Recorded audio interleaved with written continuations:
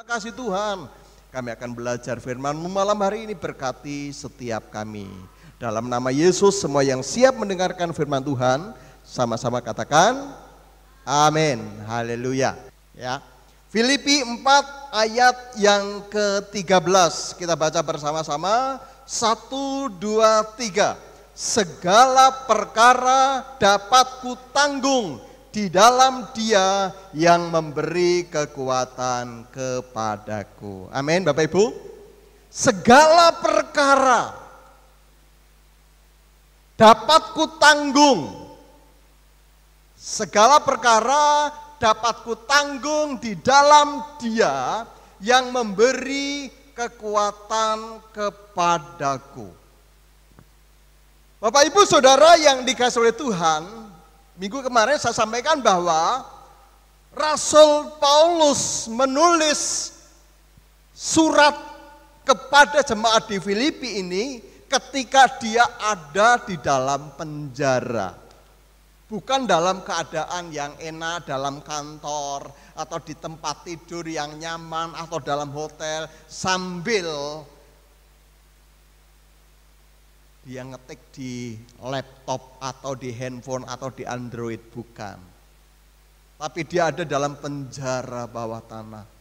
Penjara yang sangat mengerikan, gelap, sangat tidak nyaman, banyak tikus berkeliaran. Itu sebuah situasi yang secara manusia tidak bisa aku mengucap syukur kepada Tuhan. Kalau dia sebagai manusia biasa yang menuruti keinginan daging, mungkin dia akan berontak kepada Tuhan. Tuhan, aku sudah melayani Engkau. Tuhan, Engkau pakai dengan luar biasa. Tuhan, banyak jiwa-jiwa yang percaya kepadamu melalui hamba-Mu. Tetapi mengapa aku harus ada dalam penjara bawah tanah? Kondisi yang sangat mengenaskan, serba kekurangan. Dirantai dengan besi, rantai besi. Tuhan, mengapa seperti ini? Itu bukan Paulus. Tapi Paulus, sekalipun dia ada dalam penjara, dia mengajar, dia menasehati orang-orang yang ada di luar penjara. Ini kan sebenarnya terbalik, ya.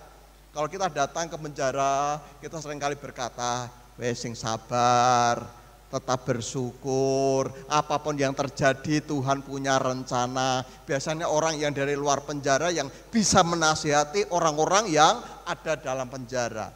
Ini kebalik.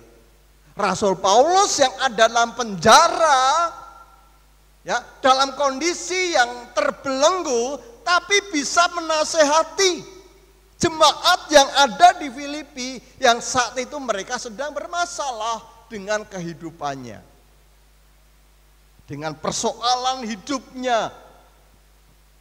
Saudara yang dikasihi Tuhan, Rasul Paulus menyampaikan kepada jemaat di Filipi, segala perkara dapat kutanggung di dalam Dia yang memberi kekuatan kepadaku. Penderitaan Paulus ini lengkap, masuk keluar masuk penjara, dia disesah, didera, dicambuk, ya, difitnah, dimasukkan dalam penjara, lengkap penderitaan Paulus hingga dia harus mengalami kesengsaraan yang luar biasa.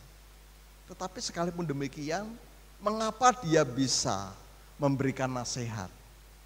Ya. Mengapa dia bisa menulis surat? Saudara yang dikasihi Tuhan, dan surat itu adalah surat yang menghibur, surat yang menguatkan jemaat-jemaat yang ada di luar penjara. Ada apa sih sejatinya di dalam diri Paulus kok dia bisa melakukan seperti itu? Ketika orang dalam sebuah situasi yang sulit, saya yakin, tapi keyakinan ini tentu bukan untuk orang-orang yang percaya kepada Tuhan. Orang-orang yang percaya kepada Tuhan tentu berbeda, ya. Orang-orang luar gersulo, bersungut-sungut, ngeresah dengan kehidupannya. Karena apa? Karena tujuan hidupnya mungkin tidak tercapai. Kerinduannya tidak terlaksana. ngresulo bersungut-sungut. Tapi Rasul Paulus dia mengajar kepada kita. Karena dia tahu rahasianya. Ya, dia tahu rahasianya bagaimana menghadapi kehidupan yang sesukar dan sesulit apapun. Di dalam ayat sebelumnya, aku tahu rahasianya. Aku tahu apa itu kelaparan, aku tahu itu kelimpahan. Aku tahu adanya penderitaan, aku tahu itu. Tapi aku tahu rahasianya bagaimana aku bisa menanggulangi semuanya itu. Kalau kita ngerti rahasianya, sekalipun kita di dalam lembah kekelaman, di dalam kesukaran, dalam persoalan, maka kita akan seperti Paulus. Dia tetap segala perkara dapat kutanggung di dalam Dia yang memberi kekuatan kepadaku. Nah, Bapak Ibu Saudara dikasih Tuhan, segala perkara dapat kutanggung di dalam siapa? Nah, ini kekuatan Rasul Paulus. Mengapa dia bisa seperti itu? Dia tidak menanggung segala perkara itu dengan kekuatannya sendiri. Segala perkara dapat kutanggung di dalam Dia. Di dalam siapa berarti? Di dalam Yesus. Itulah rahasia dari Paulus bagaimana dia itu kuat menghadapi sebuah keadaan yang sulit, yang sukar, menderita, luar dalam. Tapi dia masih bisa seperti itu. Segala perkara dapat kutanggung di dalam Dia yang memberi kekuatan kepadaku. Kekuatan Paulus itu ada di dalam Tuhan. Ya, kekuatan Rasul Paulus itu ada di dalam Tuhan. Tuhan memberikan kekuatan. Tuhan itu memberikan beraneka ragam kekuatan di dalam diri orang-orang percaya. Apa ragam kekuatan itu? Dan itu yang harus kita ambil. Ragam kekuatan yang Tuhan berikan kepada orang-orang percaya. Yang pertama adalah tinggal di dalam hadirat Tuhan. Itu kekuatan orang-orang percaya, tinggal di dalam hadirat Tuhan. Ketika kita menyembah Tuhan, kita mengagungkan Dia. Kadang kita mungkin hanya berdiam diri, tapi kita mengagumi akan Tuhan. Kita menyembah Tuhan, tinggal dalam hadirat Tuhan. Itulah sebenarnya kekuatan orang-orang percaya. Kadang kalau Bapak Ibu bangun tidur atau mungkin pada saat mau tidur, Anda memuji Tuhan, Anda menyembah Tuhan. Mungkin tidak sampai keluar kata-kata permintaan kepada Tuhan. Anda hanya menyembah, memuji Dia, hadirat Tuhan itu datang. Itu kekuatan yang besar yang ada di dalam diri kita. Itu ibaratnya ya, seperti stop kontak yang di situ ada aliran listrik. Kemudian kita HP-nya dihubungkan, ada kontak diri kita dengan Allah. Disitulah kekuatan itu mengalir. Kekuatan Allah, damai sejahtera Allah itu mengalir di dalam diri kita. Dan itu kekuatan yang luar biasa. Makanya Rasul Paulus sekalipun dalam penjara, dia tidak ngresulo, dia tidak bersungut-sungut. Tapi yang dilakukan apa? Di dalam penjara dia memuji Allah, dia menyembah Allah. Dan satu saat dia mengalami bagaimana kuasa Tuhan itu bekerja. Tinggallah di dalam hadirat Tuhan, karena itu adalah kekuatan orang-orang percaya. Sukailah memuji Tuhan, menyembah Tuhan. Tinggal dalam hadirat Tuhan. Itu membawa dampak yang besar bagi kehidupan kita. Yang kedua, tinggal di dalam kebenaran. Ya. Percayailah kebenaran firman Tuhan. Itu kekuatan kita. Kalau kita nggak ngerti tentang kebenaran firman Tuhan, ya, nggak tahu kebenaran firman Tuhan, nggak tahu akan janji-janji firman Tuhan, Ketika kita menghadapi situasi-situasi yang sulit, ya kita logika berpikir kita langsung jalan, kemudian kita mengambil sebuah keputusan-keputusan yang kita ambil bukan dari firman Tuhan, bukan dari janji firman Tuhan, tetapi mungkin dari tetangga kanan kiri. Kalau kamu mengalami kesulitan, datang saja itu loh kepada si A. Oh, mandi, luar biasa. Ada seseorang yang dia inbox saya, ya, Pak Pendeta, bagaimana caranya berdoa karena sampai sekarang saya belum dapat jodoh, aku bingung jawabnya. Loh, terus aku kan berdoa lah, memang aku duwe rapalan gitu atau mantra bagaimana supaya dia dapatkan jodoh.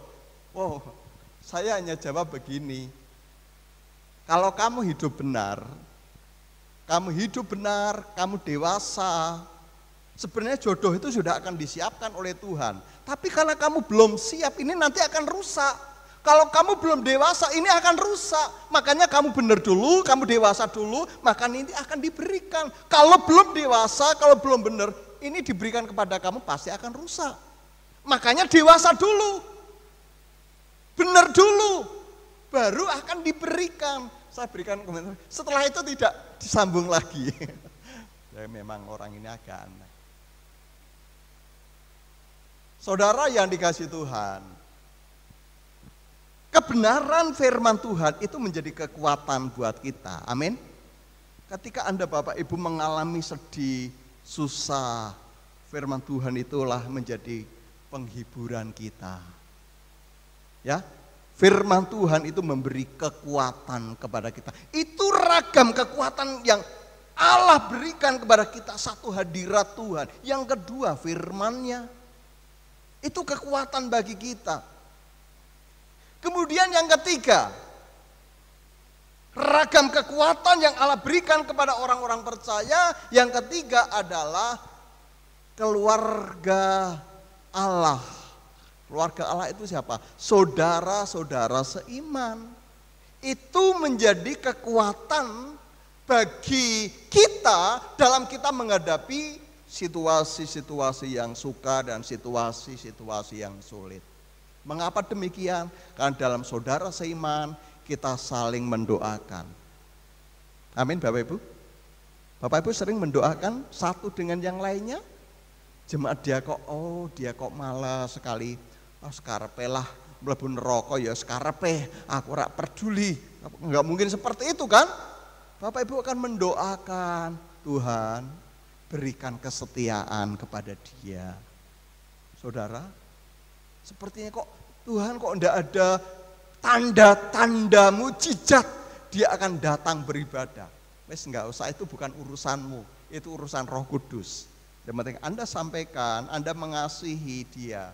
Bapak Ibu, itulah kekuatan orang-orang yang percaya. Kekuatan kita adalah kita bersyukur punya saudara-saudara seiman. Saling mendoakan satu dengan yang lainnya. Bapak Ibu percaya enggak kalau kita berdoa Tuhan akan menjawab? Percaya enggak? Loh, kalau Bapak Ibu percaya ketika Bapak Ibu mendoakan si A misalkan gitu, satu gereja mendoakan si A, Tuhan itu jawab. Tuhan, si A ini sedang mengalami kondisi yang kritis, Tuhan berkati. Orang itu diberikan kekuatan oleh Tuhan karena menjawab doa kita. Doa orang benar bila dengan yakin didoakan apa? Sangat besar kuasanya. 2-3 orang berkumpul dalam nama Tuhan, di situ Tuhan hadir. Makanya fungsinya saudara-saudara seiman itu adalah bagaimana kita saling mengasihi dan kita saling mendoakan. Ketika kita sering berkumpul dalam kasih Tuhan, disitulah kita itu akan mendapatkan kekuatan yang baru dari Tuhan. Itu ragam kekuatan yang ketiga. Kekuatan yang keempat itu adalah keluarga kita. Ya, keluarga kita ada orang tua. Yang orang tua bapak ibu punya anak, yang anak punya orang tua. Mereka saling menasihati, saling mengingatkan satu dengan yang lainnya. Tapi itulah sesungguhnya kekuatan yang Tuhan berikan kepada orang-orang percaya melalui suami, melalui istri, melalui anak-anak itu, melalui orang tua. Itu kekuatan kita.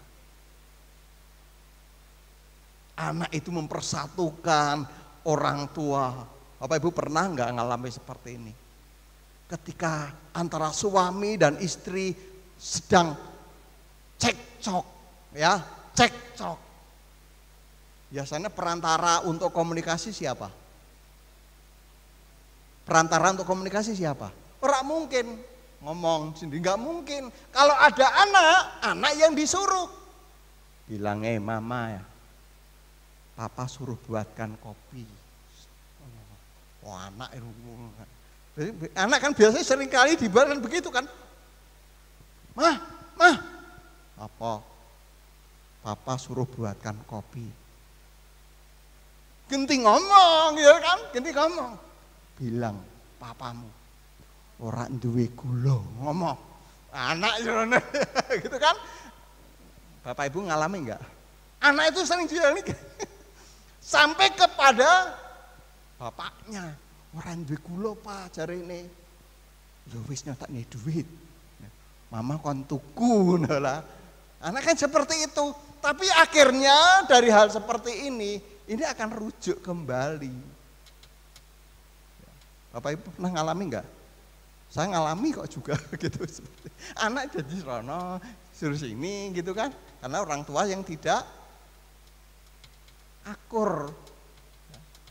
Kita ngalami seperti itu. Saya juga pernah diperalat oleh bapak ibu saya juga seperti itu, sama. Tapi dalam keluarga itulah yang memberi kekuatan kepada kita. Anda capek, bekerja lelah di kantor, lelah di dalam tempat pekerjaan, sampai rumah ketemu dengan anak sing imut-imut. Aduh senenge, masalah hilang, betul ya? Masalah hilang.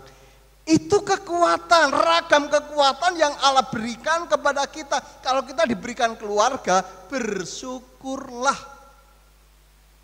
Ya, ojo diomeli, sayangilah dia, karena itu adalah kekuatan yang Allah berikan kepada kita. Mendukung kita. Ya. Membantu kita, menyokong kita. Itu keluarga.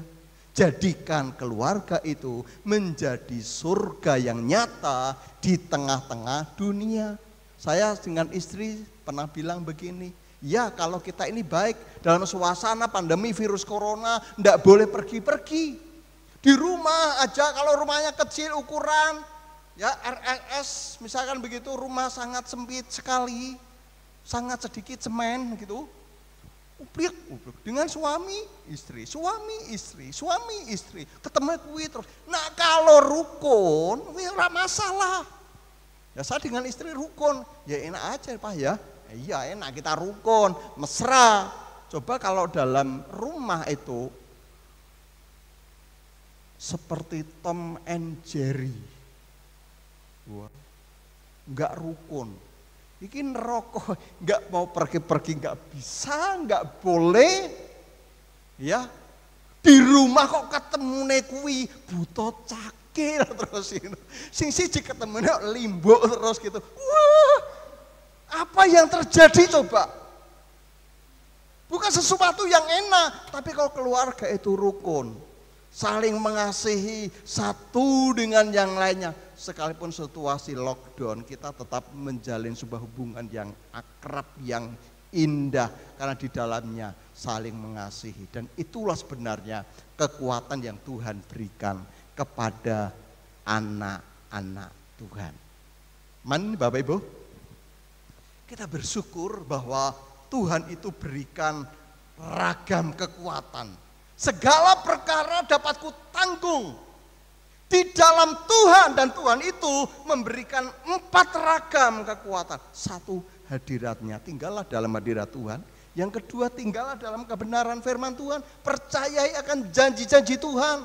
Jangan ragukan janji Tuhan. Tuhan itu ya dan amin. Apa yang dikatakan pasti akan digenapi. Gak perlu ragu dan jangan pernah meragukan Tuhan. Itu kekuatan kita. Allah memberikan rancangan damai sejahtera. Itu yang kita pegang. Jangan melihat dengan mata. Orang percaya itu hidup oleh karena iman. Bukan hidup oleh karena fakta. Bukan hidup oleh karena apa yang dilihat. Tapi hidup oleh karena iman kepada Tuhan. Bukan iman dan mata enggak. Hidup oleh karena iman. Kita belajar sampai di situ. Yakini, hiduplah dalam kebenaran firman Tuhan. Dan yang ketiga, kita bersyukur bahwa Tuhan berikan orang-orang, saudara-saudara seiman, dan mereka adalah orang-orang yang memberikan dukungan, kekuatan kepada kita. Dan yang keempat, kita bersyukur untuk keluarga, istri, anak, suami, siapapun dia adalah dikirim oleh Tuhan untuk menjadi malaikat-malaikat di dalam keluarga kita. Tuhan Yesus memberkati. Haleluya.